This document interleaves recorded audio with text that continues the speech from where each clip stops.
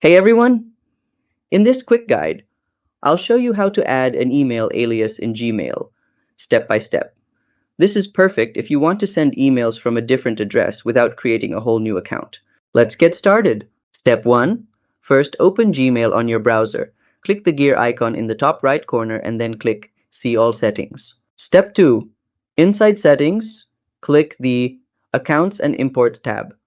Look for the section called Send Mail As and click Add another email address. Step 3. A pop-up window will appear. Enter the name and email address you want to use as your alias. Uncheck Treat as an alias if you want to keep the inboxes separate, or leave it checked if you want all emails in one place. Step 4. Gmail will send a verification code to your new alias email. Check that inbox, get the code, and paste it back into Gmail to confirm. Step 5. Now, when you compose a new email, click the From field and select your alias address to send from it. Bonus tip: you can set your alias as the default sending address if you want.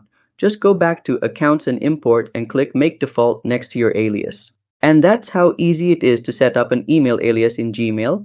If you found this helpful, don't forget to like and subscribe to How to Tutor for more quick and easy tech tutorials. See you next time!